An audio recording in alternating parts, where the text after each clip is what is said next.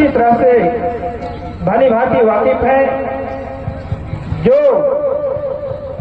अपने विद्यार्थी जीवन से लेकर के इस समाज के प्रति हो रहे अन्याय अत्याचार, शोषण भ्रष्टाचार के खिलाफ शोषित पीड़ित समाज को न्याय दिलाने के लिए रात दिन समाज के प्रति अपना योगदान देने वाले राजकुमार नागेश्वर जी लांझी बालाघाट से चल करके आए हैं। और आप अभी वर्तमान में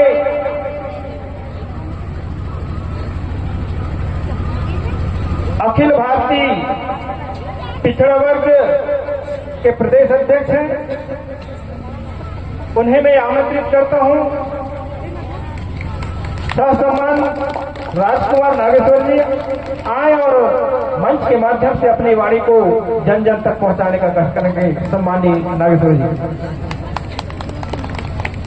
धन्यवाद वल्के जी। कल इस कोंडी ग्राम की महान धरा पर क्रांतिवीर सूर्यपुत्र धरती आबा भगवान बिरसा मुंडा की प्रतिमा का अनावरण किया गया। इस कोंडी ग्राम के नई पीढ़ी को मैं साधुवाद देता हूं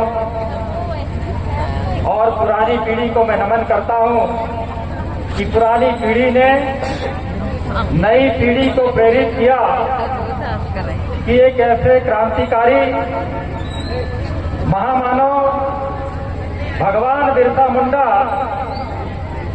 जिन्होंने शहीद होकर हम लोगों को एक अच्छा जीवन देने का काम किया, गुलामी की दुर्दिनी से हमको मुक्ति दिलाने का काम किया, उस महान शहीद बिरसा मुंडा की प्रतिमा का इस गांव में अनावरण कर, इस गांव में मूर्ति की स्थापित कर एक अच्छा संदेश पूरे बालाघाट जिले के नौजवानों को, पूरे बालाघाट जिले के क्रांतिकारी साथियों को, माता बहनों को, किसान मजदूरों को देने का काम किया। मैं उनको नमन करता हूं।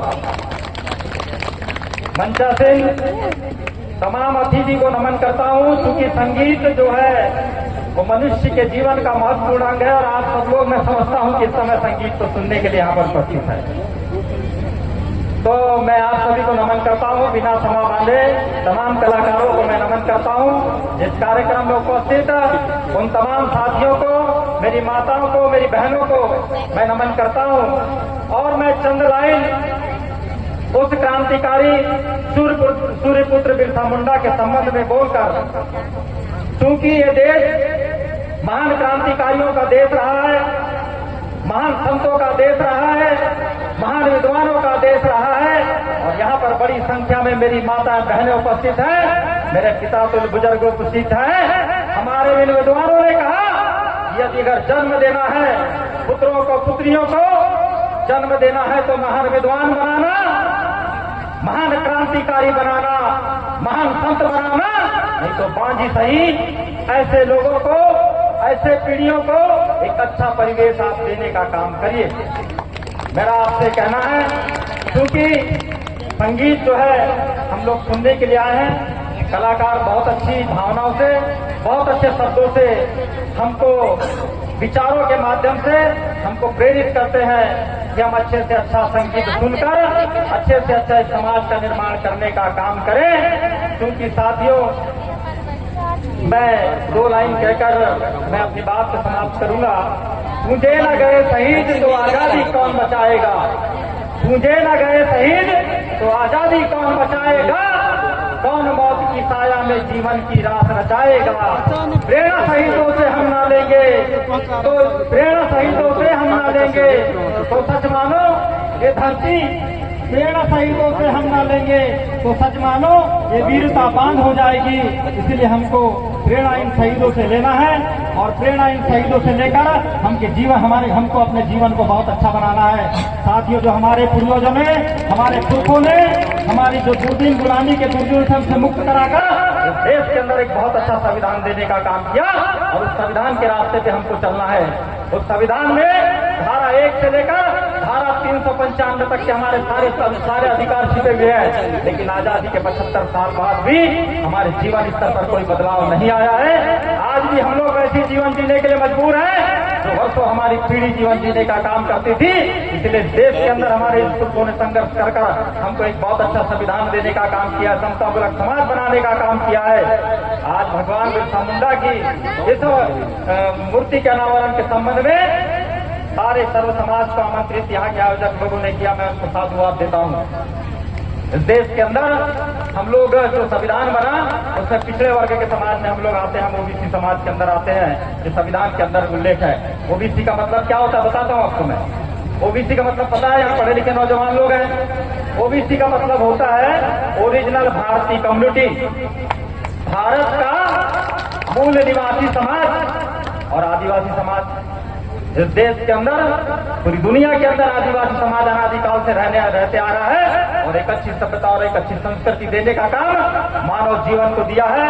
तो साथ ही आदिवासी समाज और इस देश का जो ओबीसी समाज, हम एक खून खानदान के लोग हैं और साथ ही हमारी समस्या एक जैसी है। उस समस्या के लिए जैसे हमारे क्रांतिवीर बिरसा मुंडा ने लड़ा, हमारे पुरखों ने लड़ा, नौजवान साथियों आज भी जरूरत है उस तरह से हमको लड़ने के लिए और समाज को एक अच्छी से अच्छी दिशा देने के लिए। यहाँ पर नौजवान साथी उपस्थित है। साथ ही बड़ा समाज में परिवर्तन आ चुका है, विज्ञान का जमाना आ चुका है, हर हाथ में मोबाइल आ चुका है। आपको अपने जीवन को भटकाना नहीं है। मेरी दाई कहती थी, दाई मतलब मेरी दादी, मेरी दादी कहती थी जब हम भाई बहन बैठते थे, कहती थी कि टूरा जवान हो रही थे, टूरा जवान हो रही थे, धरती में लात मारी पानी निकाल दी। इसका मतलब पता है आपको? आप बताएंगे? इसका मतलब ये होता था, इसका मतलब हमारी दादी ये समझाती थी कि जो बेटा हमारी पुरानी पीढ़ी है उसने कोई अच्छा आपके लिए नहीं किया है तो नई पीढ़ी को बहुत अच्छा काम समाज के लिए करना है। ये हमारी दादी कहती थी। साथ ही हमेशा पुरखों से प्रेरणा लेकर नौजवानों को समाज को बदलने के लिए, परिवर्तन लाने के लिए काम करना चाहिए। मुझे यहाँ पर बुलाया, मैं आपको साधुवाद देते हुए, तमाम आयोजक मंडलों को साधुवाद देते हुए, हमारे साथी कलाकारों को साधुवाद देते हुए और आपने मेरी बात को धैर्य से सुना। मैं आप सभी को पुनः नमन करते हुए अपनी बात को समाप्त करता हूँ। बहुत बहुत धन्यवाद नागेश्वर जी, जो आपने संक्षेप में अपने बारे को सारगर्भित शब्दों में रखा। इसलिए इसे कमेटी की ओर से, ग्राम की ओर से हम आपको बारंबार धन्यवाद देते हैं। साथ ही